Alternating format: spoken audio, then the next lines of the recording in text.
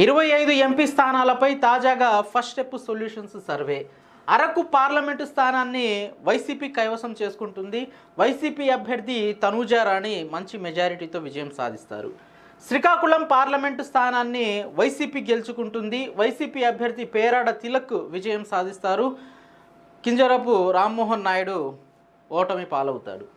అలాగే విజయనగరం పార్లమెంటు స్థానాన్ని వైసీపీ కైవసం చేసుకుంటుంది.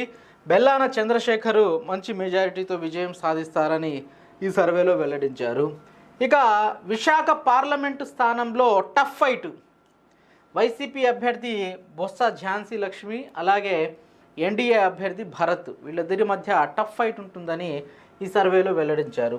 అనకాపల్లి పార్లమెంటు స్థానంలో ఎన్డీఏ విజయం సాధిస్తుందని ఈ సర్వేలో స్పష్టం చేశారు. ఎన్డీఏ అభ్యర్థి సీఎం రమేష్ విజయం సాధిస్తున్నట్లుగా ఈ సర్వేలో అంచనా వేశారు.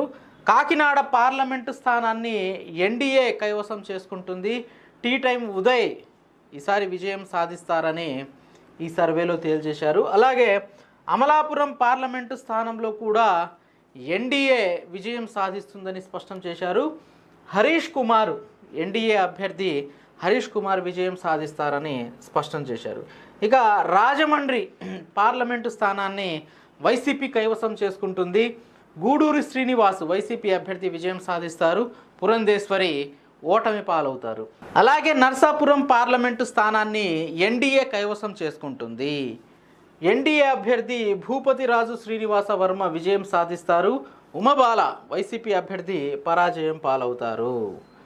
ఏలూరు పార్లమెంటు స్థానాన్ని వైసీపీ కైవసం చేసుకుంటుంది. వైసీపీ అభ్యర్థి కార్మూరి సునీల్ కుమార్ యాదవ్ మంచి మెజారిటీతో విజయం సాధిస్తారని స్పష్టం చేశారు. మచిలీపట్నం పార్లమెంటు స్థానాన్ని ఎన్డీఏ కైవసం చేసుకుంటుంది. ఎన్డీఏ అభ్యర్థి వల్లభనేని బాలశౌరి విజయం సాధిస్తారని ఈ సర్వేలో వెల్లడించారు. అలాగే విజయవాడ పార్లమెంటు స్థానాన్ని వైసీపీ కైవసం చేసుకుంటుంది. వైకాపా అభ్యర్థి కేశినేని నాని విజయం సాధిస్తారు. ఎన్డీఏ అభ్యర్థి కేశినేని చిన్ని పరాజయం పాలవుతారని స్పష్టం చేశారు. ఇక గుంటూరు పార్లమెంటు స్థానాన్ని వైసీపీ కైవసం చేసుకుంటుంది. వైసీపీ అభ్యర్థి కిలార్ రోషయ్య మంచి మెజారిటీతో విజయం సాధిస్తారు. పెమ్మసాని చంద్రశేఖరు ఓటమి పాలవుతారని ఈ సర్వేలో స్పష్టం చేశారు. నరసరావుపేట పార్లమెంటు స్థానంలో టఫ్ ఫైట్. ఎన్డీఏ అభ్యర్థి లావు శ్రీకృష్ణదేవరాయ, వైకాపా అభ్యర్థి అనిల్ కుమార్ యాదవ్ల మధ్య టఫ్ ఫైట్ ఉంటుందని అంచనా వేశారు. బాపట్ల పార్లమెంటు స్థానంలో కూడా టఫ్ ఫైటు. ఎన్డీఏ అభ్యర్థి టి కృష్ణప్రసాద్, వైకాపా అభ్యర్థి నందిగం సురేష్ బాబు, ఇద్దరి మధ్య హోరాహోరీ పోరు ఉంటుందని వెల్లడించారు. ఇక ఒంగోలు పార్లమెంటు స్థానాన్ని వైసీపీ కైవసం చేసుకుంటుంది. వైసీపీ అభ్యర్థి చెవిరెడ్డి భాస్కర్ రెడ్డి విజయం సాధిస్తారు. మాగుంట శ్రీనివాసులు రెడ్డి. ఇక నంద్యాల పార్లమెంటు స్థానంలో వైసీపీ విజయం సాధిస్తుంది.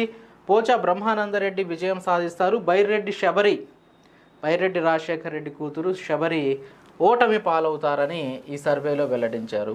ఇక కర్నూలు పార్లమెంటు స్థానాన్ని వైసీపీ కైవసం చేసుకుంటుంది. వైసీపీ అభ్యర్థి బివై రామయ్య విజయం సాధిస్తున్నట్లుగా స్పష్టం చేశారు. అనంతపురం పార్లమెంటు స్థానాన్ని కూడా వైసీపీనే కైవసం చేసుకుంటుంది. శంకర్ నారాయణ విజయం సాధిస్తారని స్పష్టం చేశారు. ఇక హిందూపూర్ పార్లమెంటు స్థానాన్ని కూడా వైసీపీనే కైవసం చేసుకుంటుంది. వైసీపీ అభ్యర్థి శాంత విజయం సాధించబోతున్నట్లుగా వెల్లడించారు. బీకే పార్థసారథి ఎన్డీఏ అభ్యర్థి పరాజయం పాలైపోతున్నట్లుగా స్పష్టం చేశారు.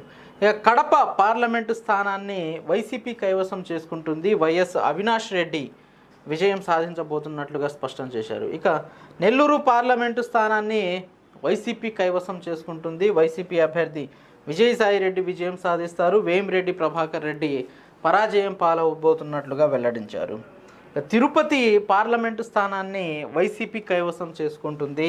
తిరుపతి గురుమూర్తి విజయం సాధించబోతున్నట్లుగా స్పష్టం చేశారు. ఇక రాజంపేట పార్లమెంటు స్థానాన్ని కూడా వైసీపీనే కైవసం చేసుకుంటుంది.